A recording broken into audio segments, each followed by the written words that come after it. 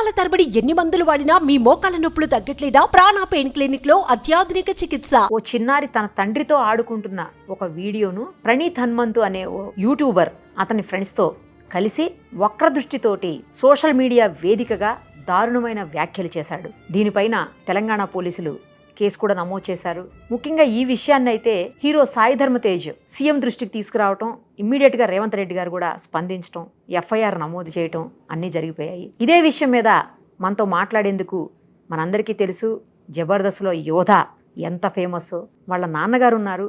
ఆయన కూడా ఒకప్పుడు ఇలాంటి ప్రాబ్లంని ఫేస్ చేశాను అంటూ చాలా బాధపడుతున్నారు. ఒకసారి ఆయనతో మాట్లాడదాం మనం.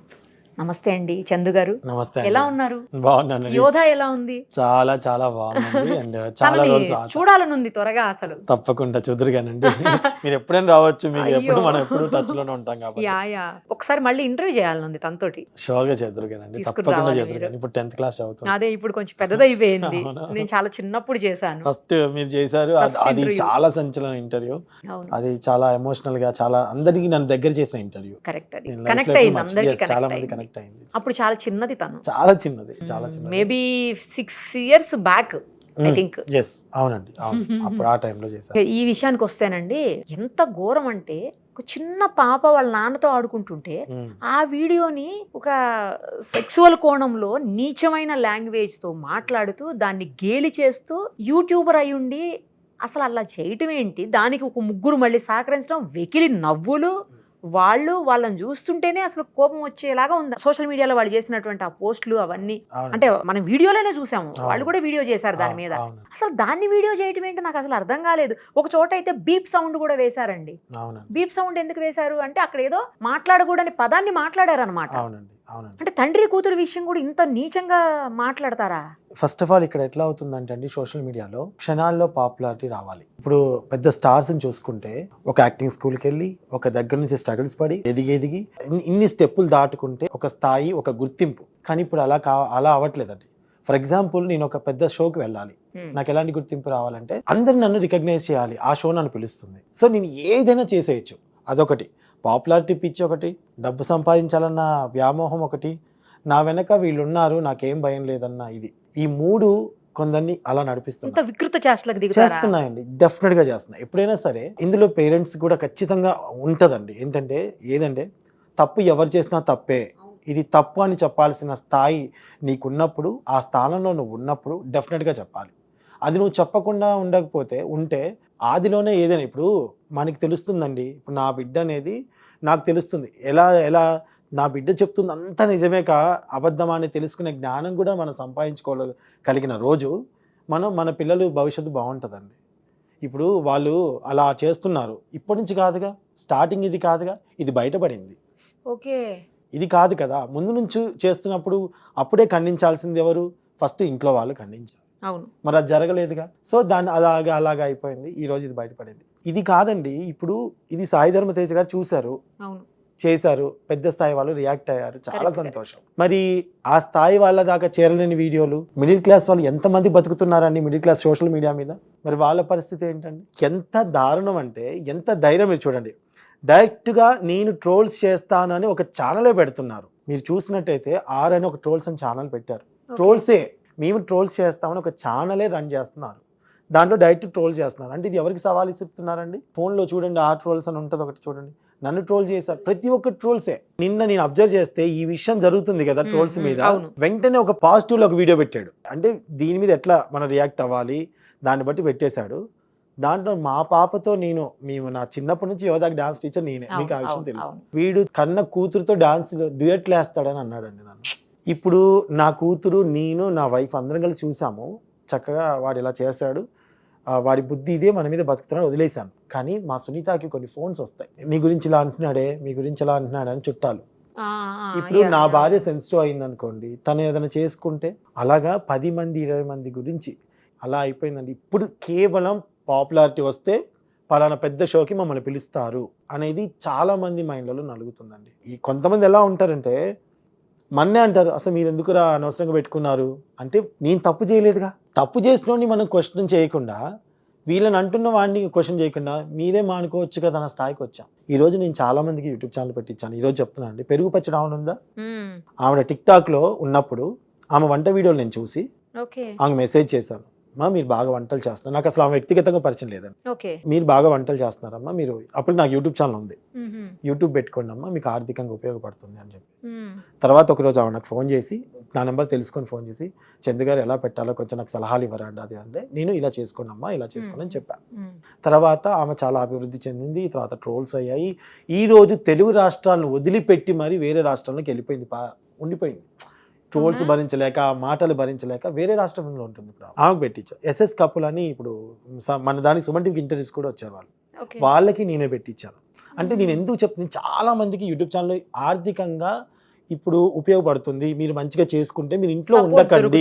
ఎస్, మీరు ఇంట్లో ఉండకండి. ఇప్పుడు నాతో పాటు ఒక సిస్టర్ వచ్చారు, తను కవిత గారని. తనకి హస్బెండ్ లేరు, చిన్నప్పుడు హస్బెండ్ చిన్న వయసులో హస్బెండ్ చనిపోయాడు, కూతురు చనిపోయింది, ఆరోగ్యం బాగలేక ఇప్పుడు ఆమె బయటికి వెళ్ళి పని చేసుకోలేదు. నా దగ్గరికి వచ్చి, తమ్ముడు నాకు ఏదైనా ఒక ఛానల్ కావాలా అని అంటే, అక్క మీరు వంటలు బాగా చేస్తారు, నాకు తెలుసు మీరు పిండి వంటలన్నీ అమ్ముతా ఉంటుంది ఆవిడ.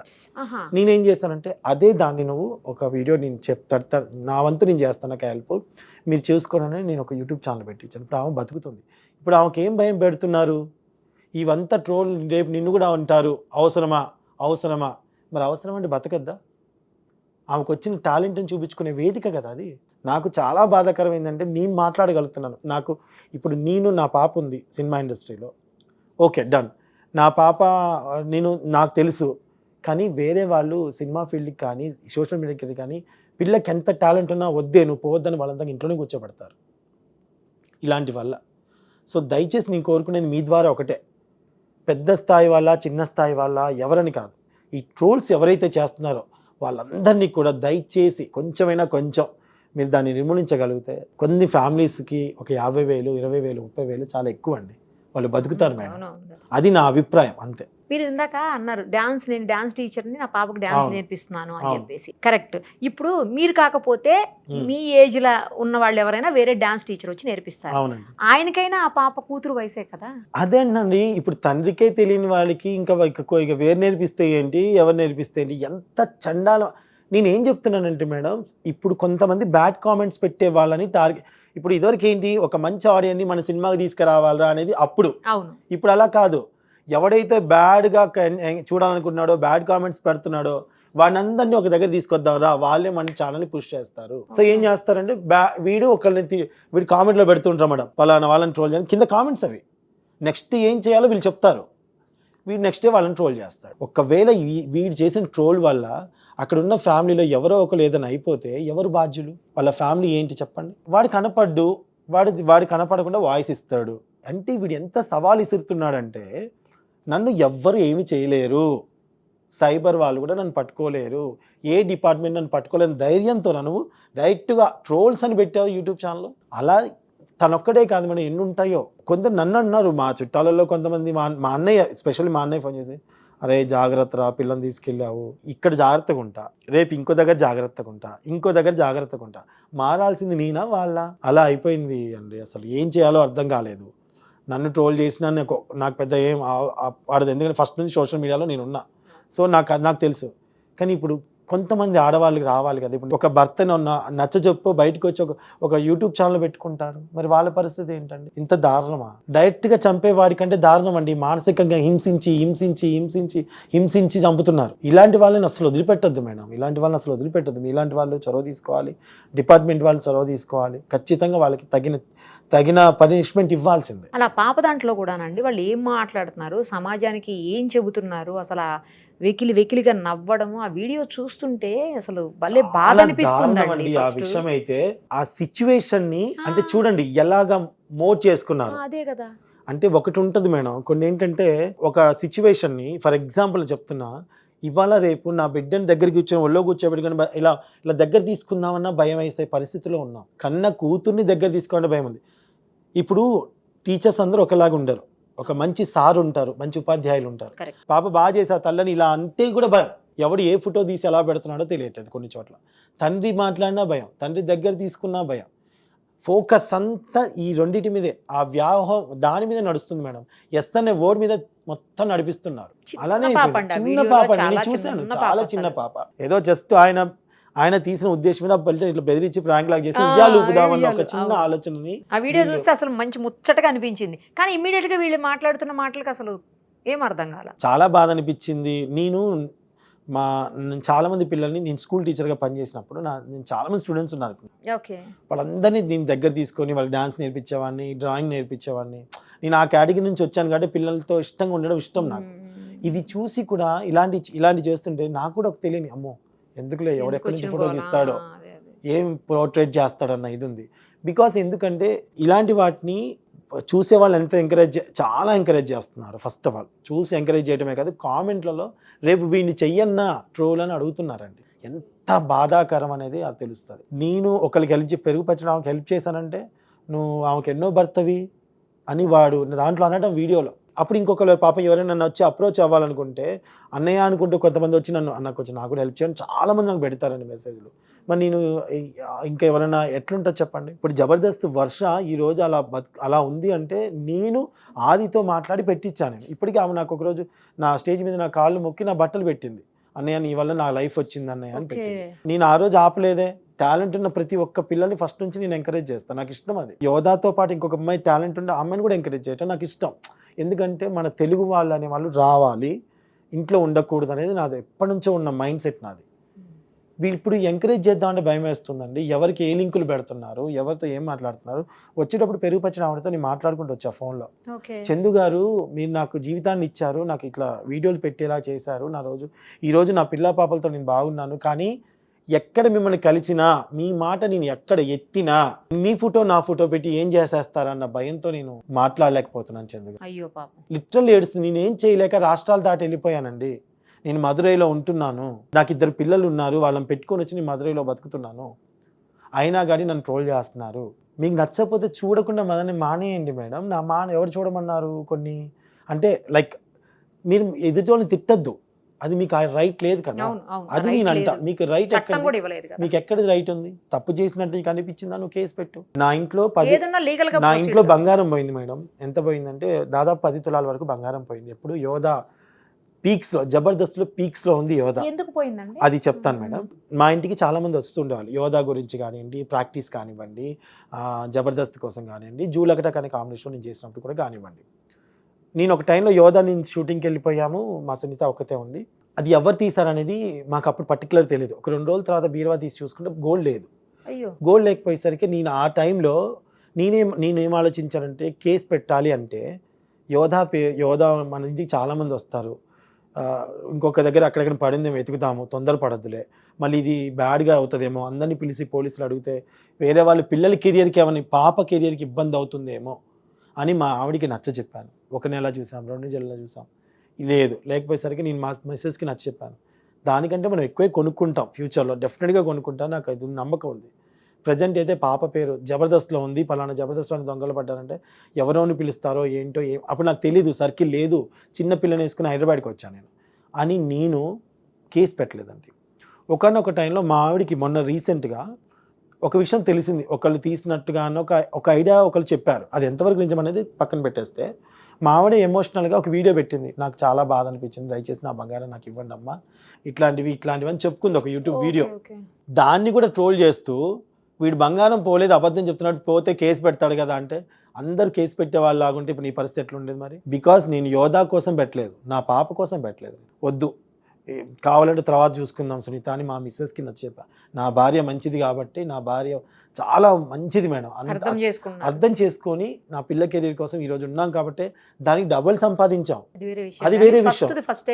ఫస్టే కానీ నేను చెప్తున్నాను అంటే దాన్ని కూడా నెగిటివ్ చేశారు, అయినా నేను బాధపడలేదు. కానీ ఇక్కడ ఏమన్నా అంటే, ఒక చిన్న పాపని చేస్తున్నారు, పెద్దవాళ్ళని చేస్తున్నారు, అమ్మని చేస్తున్నారు, అక్కని చేస్తున్నారు. సాయి ధర్మ తేజ గారు ఇప్పుడు రియాక్ట్ అయ్యారు కదా, ఓకే, రియాక్ట్ అవ్వకపోతే తెలియకపోయేదిగా. సో నేనేమంటున్నానంటే, ఒక మంచివాడిగా ఉండాలంటే కూడా భయమే, ఒక మంచి చేస్తున్నా భయమే. ఎంత దారుణం అయిపోయిందంటే, నాకు తెలిసిన డాక్టర్ గారు, మీరు నమ్మరు, సినిమా ఫీల్డ్ కోసం వాళ్ళ అమ్మాయి ఛాన్స్ కోసం అని ఒక ఇల్లు అమ్మాడు ఆయన, స్లిప్పులతో సహా ఉన్నాయి ఆయన దగ్గర, ఛాన్స్ ఇస్తానని. ఛాన్స్ ఇదండి మీ అమ్మాయి, ఇది క్యారెక్టర్, ఇంత అమౌంట్ తక్కువైంది పెట్టాలి, ఇంత కట్ చేస్తే లేట్ జంప్. నా దగ్గరకు వచ్చి ఏడ్చాడండి డాక్టర్, నేను చూసి ఆ పాప ఫుల్ టాలెంటెడ్, ఆ పాపతో చిన్న వీడియోస్ తీసి నేను పెడతానండి. ఎవరైనా కో డైరెక్టర్స్ కానీ అసిస్టెంట్ డైరెక్టర్స్ కానీ నన్ను అడిగితే నేను చెప్తాను. నేను అలా ఇవ్వటం కూడా వీళ్ళ దగ్గర ఎంత తీసుకుంటున్నారన్న ఇది అంటే అందరూ అలానే దృష్టికి వస్తుంది. ఇట్లా అయిపోయింది మేడం. ఎంత అందితే అంత దోచుకోవడమే ఇక్కడ, లేదా పేరు తెప్పించుకోవడం, లేదా పెద్ద షోకి పిలుస్తారని చూడటం. బ్యాడ్ కామెంట్స్ అంటే పోనీలే అని ఆఫ్ చేసుకున్నా వీళ్ళు ట్రోల్ చేస్తున్నారు. నువ్వు ఎందుకు కామెంట్స్ ఆఫ్ చేసావు, నువ్వు అందుకు చేసావు అని ఆపటం. ఆన్ చేస్తే బ్యాడ్ కామెంట్స్ పోనీలే వదిలేసి బతుకుదాం అనుకుంటే ఫొటోస్ పెట్టడం. ఇవన్నీ ఇట్లా అయిపోయాయి మేడం.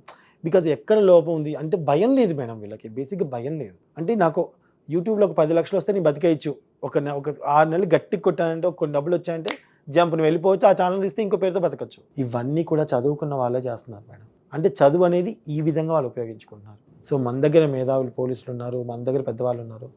దయచేసి ఈ ఒక్క విషయం కాదు, ఏ విషయమైనా ట్రోల్స్ చేయడం అనేది చాలా తప్పు. కాబట్టి దాన్ని ఎలాగైనా ఆపాలి మేడం. ఈ ఒక్క దాంతో కాదు, అది ఫ్యూచర్లో జరగకూడదు.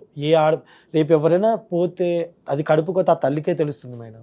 మనం అయ్యో పాపం అనుకుంటామేమో, బాధపడేది ఆ ఫ్యామిలీ కదండి. నేను దాని గురించే నా బాధ, అసలు ఏం చెప్పాలో తెలియట్లేదు నాకు. ఇది చూసి ఇంకా వీడియో పేపర్లో చూసి ఇవి చూసి చాలామంది నాకు చందన్నయ్య మీరు మాట్లాడండి అంటుంటే ఏమని మాట్లాడను, ఎంతని మాట్లాడను, ఎక్కడని మాట్లాడను. ఇక సీఎం గారు నిర్ణయం తీసుకున్నారని చాలా సంతోషం అనిపించింది. ఎంత సంతోషం అనిపించిందో సార్ నాకు, చాలా సంతోషం అనిపించింది. భయపడాలి మేడం, తెలియాలి వీళ్ళకి. కొన్ని ఇన్సిడెంట్స్ ఇలా జరిగితే గనక అప్పుడు ఆపుతారండి, ఆపాలి, అది తేవాలి కూడా. అవును, ఒక స్థాయి డబ్బు ఉండి ఈ యూట్యూబ్ చేసుకోకపోయినా నేను బతకగలుగుతాను, నాకు అవసరం లేదనుకున్న వాళ్ళు ఓకే మేడం. దీని మీద డిపెండ్ అయిన వాళ్ళు ఉంటారు కదా కొంతమంది. ఇప్పుడు నేను చెప్పిన కవితక్క ఫ్యామిలీ అమ్మతో నేను అనే ఛానల్ ఆవిడ దీని మీద బతుకుతుంది కదా. దీని మీద కొన్ని ఆర్డర్స్ వస్తే ఫుడ్ ఆర్డర్స్ చేసుకుంటారు కదా. ఆర్డర్స్ కూడా ఆమెకు వస్తే పచ్చళ్ళను గిచ్చళ్ళను అమ్ముకోవడం ఏదో ఒకటి చేసుకుంటుంది.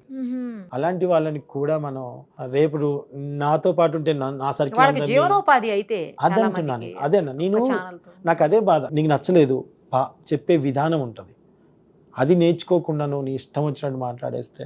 పోన్లేండి, మీరు అన్నట్టు చర్యలు కఠినంగా ఉండాలి. మీకు ఎంత బాధ అనిపించి ఉంటుంది ఆ వీడియో చూస్తే? చాలా బాధ వేసిందండి. చాలా, నాకైతే కోపము బాధ అసలు ఎలా అనిపించిందంటే, బేసిక్గా చెప్పాలంటే నా బిడ్డని నన్ను మాట్లాడుతూ ట్రోల్ చేసి 2 days బ్యాక్ నెక్స్ట్ డే ఇది వచ్చింది. ఈ మధ్యనేనా? మొన్న రీసెంట్ గా ఈ మధ్యనే వచ్చింది అనమాట. 2 రోజులు అవుతుంది అంతే నన్ను దాన్ని ట్రోల్ చేసింది అనమాట. సో చూద్దాం ఎవరో ఒకళ్ళు స్పందిస్తారు కదా. ఆ దేవుడు అన్నట్టుగా జరిగిందో ఏమో నాకు తెలియదు. మొన్న నాకు జరిగింది, నెక్స్ట్ డే ఇది జరిగింది ఇన్సిడెంట్స్. 3rd day నేను ఇక్కడ ఉన్నాను. ఇదంతా అది ఆ భగవంతుడు అలా జరిపించాడేమో అనిపించింది మాకు. ఖచ్చితంగా మన పోలీస్ వ్యవస్థ, మన సీఎం గారు వీళ్ళందరూ అనుకుంటే చేయగలరు మేడం. వాళ్ళు చేయలేనిది ఏదీ లేదు, ఖచ్చితంగా చేయగలరు. నేను అన్నీ కోరుకునేది అదే. సినిమా ఇండస్ట్రీలో నా పాపను తీసుకొచ్చాను అంటేనే చాలా మాటలు పడ్డాం. మళ్ళీ కొత్తది స్టార్ట్ అవుతుందంటే నాకు ఇది ఎక్కడ గోలరా బాబు. ఈ ఆడపిల్లలకి ఎటు పోయినా తంటాలేనా, ఎటు బతకద్దు వీళ్ళు. అసలు ఎక్కడికి వెళ్తున్నాం మనం, ఎక్కడుంటున్నాం? చదువుకున్నవాడు, చదువు లేని వాళ్ళు ఇలా ప్రవర్తిస్తే ఏంటి పరిస్థితి? ఆ పిల్ల ఎలా బతుకుతుంది? ఎక్కడ బతకాలి ఆ పిల్ల? దారుణం మేడం, దారుణం. అసలు ఎక్కడ ఉంటున్నామో తెలియదు. డ్రెస్ వేసినా తప్పే, మంచి ఇష్టమైన ఫుడ్ తిన్నా తప్పే, ఆ అమ్మాయి ఎలా మాట్లాడినా తప్పే, ఓపెన్గా మాట్లాడినా తప్పే. కష్టం. నాకు అనిపిస్తుంది 2 ఆడపిల్లలు నాకు పుట్టారు కానీ ఏ రోజు బాధపడలే. కానీ నేను ఉన్నంత వరకు నా బిడ్డలతో నేను పోరాడతాను. నేను లేనప్పుడు నా బిడ్డల పరిస్థితి ఏంటి? ఇదే నాకు బాధ ఉంటుంది మేడం. ఎట్లంటే నా భార్య చాలా విలేజ్ నుంచి వచ్చింది, దానికి ఇంత తెలీదు. యోధాకు తెలుసు, నా పిల్లలిద్దరికి పెంచాను మేడం, స్ట్రాంగ్గా పెంచుకున్నాను. అన్నీ వాళ్ళకి చూసుకోవాలి, చేసుకోవాలి, చిన్నప్పటి నుంచి వాళ్ళకి తెలుసు. అంటే నా భార్య బాధపడుతున్నప్పుడు నాకు బాధ అనిపించింది. నా చిన్న పాప చూసి చాలా బాధపడింది. ఇంత చండాలంగా చేస్తున్నారు, ఇంత ఇది చేస్తున్నారు. చాలా చిన్న పాప చూద్దామండి. మీరు అన్నట్లు యాక్షన్ స్ట్రిక్ట్ గా ఉంటే అన్ని సెట్ అవుతాయి. థ్యాంక్ యూ అండి. Thank you so much. Suman టీవీలో మీ పర్సనల్ అండ్ బిజినెస్ ప్రమోషన్స్ కోసం కింది నెంబర్కి కాంటాక్ట్ చేయండి.